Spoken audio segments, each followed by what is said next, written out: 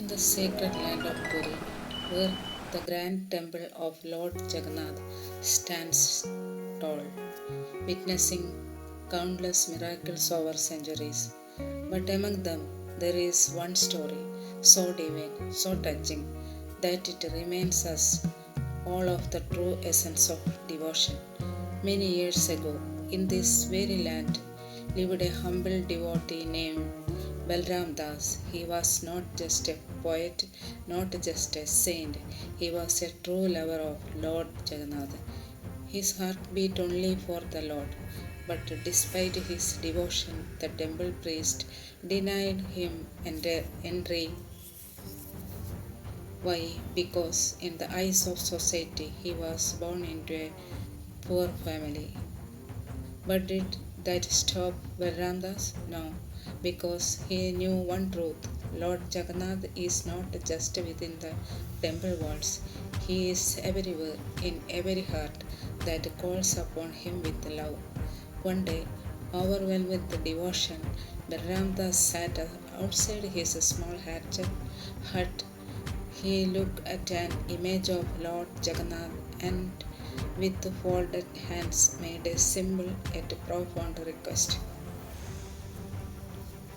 O my dear Lord, they may not allow me into your temple, but will you come to my home instead? Will you accept a meal from your humble servant? It was a request made with love, with faith so pure that even the gods could not ignore it. Lord Jagannath one day disguised himself as a humble devotee and went to the temple kitchen to ask for food.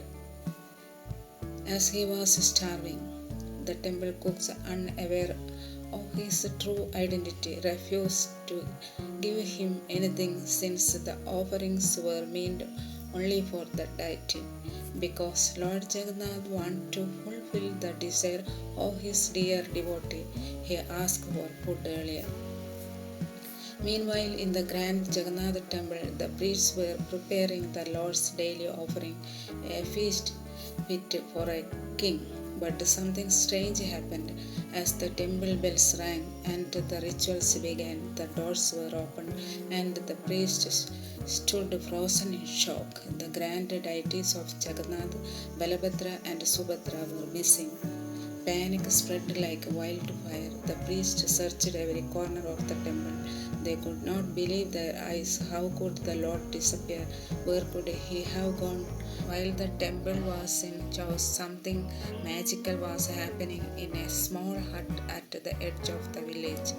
There, in the humble home of Balaram Das, three village children. Their eyes shone with kindness, their faces glowed with a divine light, and there in the simplest clay bowls they enjoyed a meal of rice and vegetables. Yes, Lord Jagannath, along with Balabhadra and Subhadra, had left his grand temple to share a meal with his true devotee.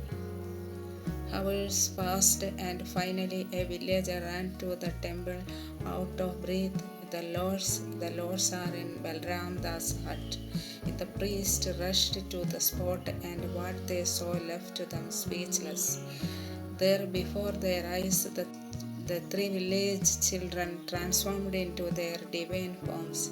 Jagannath, Balabhadra, and Subhadra sat before Balaram Das, smiling, their hands raised in blessing. Tears filled the priest's eyes. They fell to their knees. "O Lord," they whispered, "you truly belong to your devotees." And that moment they realized the greatest truth of all. Lord Jagannath does not care for riches, he does not care for grand temples, he only cares for love. From that day forward, no devotees was turned away. The Lord had given his message. He belongs to all, no matter their caste, no matter their status. Even today, the great chariots of the Rath remind us of this divine truth. Lord Jagannath steps out of his temple to be with his people, to bless the world, to remind us all.